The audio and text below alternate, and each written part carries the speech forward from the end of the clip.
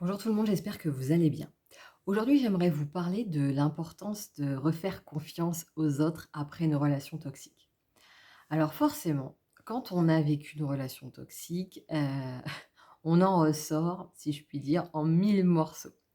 Avoir besoin de temps pour se reconstruire, pour se reconnecter à soi, pour remettre des bases saines dans sa vie et de manière à effectivement ne plus vivre ça.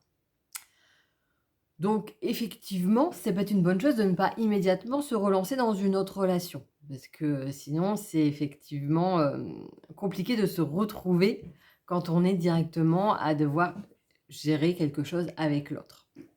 Mais pour autant, je retrouve, et c'est aussi normal, des personnes qui ont des difficultés à, refaire confiance aux autres.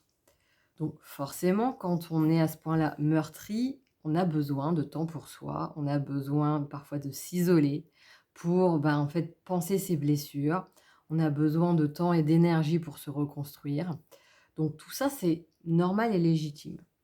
Pour autant, quand je parle, de faire confiance, je parle même pas qu'à travers une relation amoureuse, je parle aussi à travers de relations amicales ou professionnelles aussi en fonction avec qui vous avez eu la relation toxique. Donc, on peut, à un moment, devenir une sorte d'ermite, c'est-à-dire de ne pas vouloir rencontrer de nouvelles personnes, de vouloir rester dans un cercle très restreint de personnes avec qui on était déjà en contact ou avec qui on a dû, par la force des choses, pendant notre reconstruction, rentrer en contact et que le feeling est passé et en fait, rester dans cette dynamique de dire: «Bah, là, je connais, je suis en sécurité». Ça peut fonctionner au départ, comme je le dis, le temps de se reconstruire, mais il y a un moment, c'est important aussi de se rouvrir au monde. Et donc là, c'est important de prendre conscience qu'après avoir vécu un enfer pendant cette relation, parce que c'était le cas, c'était un véritable enfer. Donc d'avoir été dans la peur au quotidien pendant cette relation, de s'être oublié, de s'être maltraité finalement, parce que maltraitance psychologique et violence psychologique. Que derrière, ça a été extrêmement compliqué de sortir de là, de se reconstruire, de mettre en place de nouvelles bases saines, de se rouvrir, de se reconnecter à soi, à ses propres besoins, à ses valeurs, de recroire en soi, de redevenir à quelque chose de beaucoup plus sain, ça demande aussi beaucoup de temps, beaucoup d'énergie, beaucoup d'efforts. Donc, faire tout ça pour derrière ne pas oser être en interaction avec les autres, c'est dommage. Parce qu'en fait, ça coupe de magnifiques rencontres, de magnifiques échanges. Ça permet aussi par l'autre, justement, de savoir où on en est soi et de là, d'avoir accès à de belles opportunités, en fait. Donc pour ne pas se se priver de tout ça, mais c'est important, déjà de prendre conscience, de tout ce par quoi on est passé et de la force que ça a demandé pour tenir malgré tout. Pour que là, vous soyez face à cette vidéo, à prendre des renseignements ou à continuer à mettre, à essayer de faire ce qu'il faut du mieux dans votre quotidien. Il a fallu une sacrée force. Ensuite, le fait d'avoir vécu tout ça vous a permis aujourd'hui, même si vous n'en avez pas forcément conscience, d'avoir quand même un certain discernement. Pas forcément pendant la relation, c'est d'ailleurs pour ça qu'on reste dans cette relation, parce qu'on n'a pas conscience que c'est une relation qui est toxique. Mais en sortant, justement, et c'est tout le but de ces vidéos, c'est de prendre conscience dans quoi on était, des mécanismes qui se sont joués. Et là, vous pouvez dire, en prenant conscience de tout ça, en voyant comment ça s'est répercuté dans votre propre relation et dans votre propre relationnel avec vous-même, dans votre quotidien, vous pouvez, de ce fait-là, savoir que vous avez désormais le discernement pour savoir, en fait, que non, ça, il y a des choses, ce n'est pas acceptable. Et rien ne n'empêche en parallèle de continuer à travailler, enfin, si je puis dire, c'est pas vraiment travailler, mais à aller voir dans ses profondeurs pour trouver effectivement les blessures qui ont été exploitées d'ailleurs par votre partenaire pour vous manipuler, pour créer une emprise et pour, complètement vous culpabiliser, vous démolir et cetera et cetera. Donc ces blessures, elles sont là, elles étaient même là avant la relation, elles ont certainement été amplifiées par cette relation.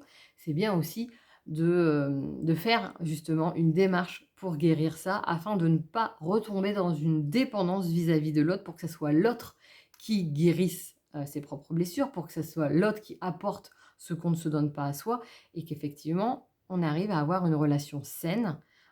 Là encore, hein, comme je le dis, peu importe que ce soit familiale, amicale, amoureuse, professionnelle, mais d'avoir une relation qui est basée sur quelque chose de beaucoup plus sain et où il n'y a pas, de mélange de rôles. Je suis victime, il est bourreau, je suis sauveur et cetera.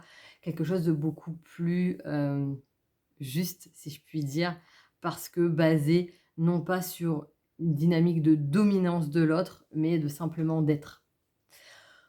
Donc si aujourd'hui, eh bien, pour vous, c'est quelque chose d'énorme de dire d'oser refaire confiance à d'autres et même oser simplement, entrer en relation avec d'autres, mais en relation profonde, c'est-à-dire d'oser, bah, dire ce que vous êtes, parler de vos goûts, de vos choix de vie, mais aussi de vos difficultés, de ce que vous avez pu vivre et de montrer aussi cette vulnérabilité parce que, vous n'avez pas envie de cacher ça, c'est une partie de vous pleinement, bah, n'hésitez pas là aussi à vous faire accompagner pour, pour tout simplement pouvoir profiter pleinement de la vie.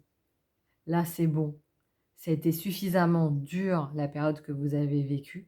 C'est suffisamment dur derrière de se reconstruire, de remettre des choses en marche déjà simplement en partant et ensuite en se retrouvant face à soi-même. Bah, il y a un moment, c'est bon, il est peut-être temps d'arrêter de se punir pour là, cette fois-ci, s'orienter vers tous les cadeaux de la vie, c'est-à-dire les belles personnes qui existent, parce qu'il existe des belles personnes qui sont elles aussi pleines peut-être de blessures, de peurs, de doutes, parce que bah, chacun fait ce qu'il peut, mais pour autant, ça t'empêche pas d'avoir des belles relations, des vraies relations qui ne sont pas basées sur un côté de dominance, d'autorité, de contrôle, de soumission. Absolument pas. Donc, osez croire en vous, au fait que vous avez le droit aussi de vivre ça, au fait que là, c'est bon, avec tout ce qui a été traversé, maintenant vous savez que c'est bon, il est temps d'avoir autre chose et que vous le méritez et que vous pouvez faire face dans tous les cas, parce que vous avez mis des choses en place aussi pour que ça soit, plus la peur qui vous oriente, mais que ça revienne à, ce que j'appelle la voix du cœur, c'est-à-dire de vous écouter de votre propre intuition, de cette énergie de vie. Laissez-la se manifester pleinement. Vous avez le droit aussi à ça. Donc si besoin, faites-vous accompagner, je peux le faire ou, quelqu'un d'autre, qu'importe, mais ne restez pas seul face à vous-même, face à l'impression que c'est, inaccessible pour vous. Pas du tout. Si besoin, n'hésitez pas aussi à vous inscrire. En dessous de cette vidéo, vous avez un lien pour, ma vidéo sur les étapes de la reconstruction après une relation avec un pervers narcissique, un ou une, bien évidemment. Et j'ai également une newsletter qui s'appelle Perspective Nouvelle pour tous les 15 jours vous apporter des petits exercices, de manière à, petit par petit, amener un peu de changement dans sa vie. Excellente journée, à bientôt.